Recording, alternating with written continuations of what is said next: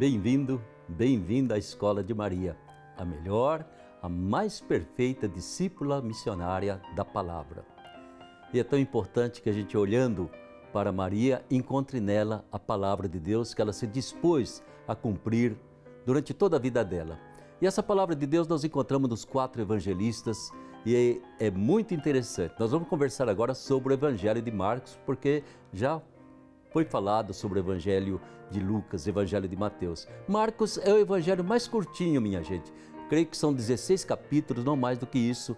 Ele fez assim quase que um resumo, né, de tudo aquilo que ele ouvia dos apóstolos. Ele não era apóstolo. Ele primeiramente seguiu São Paulo, as pregações de Paulo, junto com o primo dele, Barnabé. E depois ele se tornou, a gente poderia dizer, quase que um coroinha de São Pedro. Ele acompanhou Pedro. De fato, o que ele transmite no seu evangelho é aquilo que ele ouvia de São Pedro. Pedro pregou o evangelho principalmente para a comunidade de Roma, e a comunidade de Roma então pediu a João Marcos, devia ser bem preparado, que escrevesse alguma coisa de tudo que ele ouvia de Pedro, né? E ele então fez esse primeiro evangelho que serviu de fonte para Mateus, serviu de fonte para Lucas, os 3 evangelhos sinóticos que narram um pouco dos acontecimentos da vida de Jesus. E Nossa Senhora está presente aí no evangelho de Marcos? Sim e não. Por quê? Marcos não fala diretamente sobre Nossa Senhora como o evangelista Lucas, mas ele fala da família. E referindo-se à família de Nossa Senhora, está a figura de Maria Santíssima. A gente tem que pensar que nesse tempo, provavelmente, quando Marcos começou a escrever, Maria ainda era viva.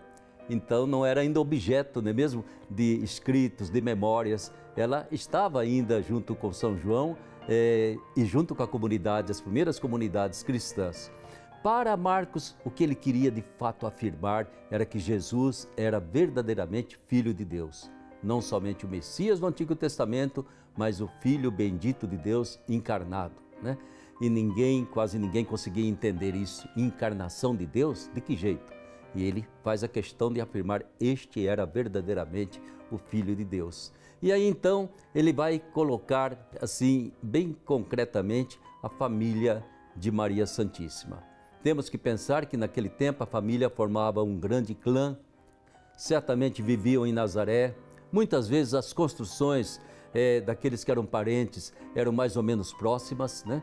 Era ainda um estilo de vida quase que tribalista, e o clã era um clã em que todo mundo que pertencia à família era igualmente responsável pela família toda, né? Por isso que se tratava até de irmãos, né? Primos, primas, sobrinhos e tudo mais, todo mundo estava integrado com uma autoridade central que comandava ali a família toda. Era um estilo de vida que era talvez um pouco como, durante muito tempo, era o nosso estilo de vida na roça, né?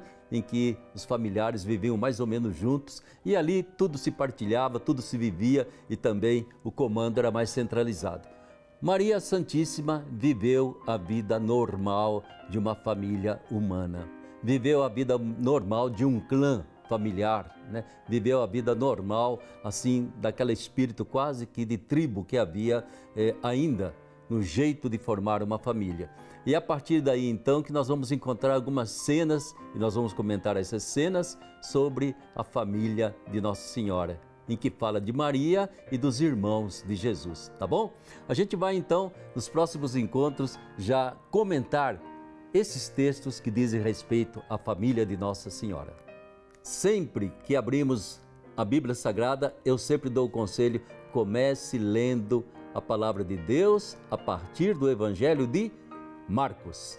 E você vai ter exatamente a mesma lógica que tiveram os primeiros cristãos. Marcos, depois veio Mateus, Lucas e João, os 4 evangelistas. Então, minha gente, amanhã a gente vai estar com vocês novamente, conversando e aprofundando um pouco mais a presença de Maria no Evangelho de São Marcos Evangelista.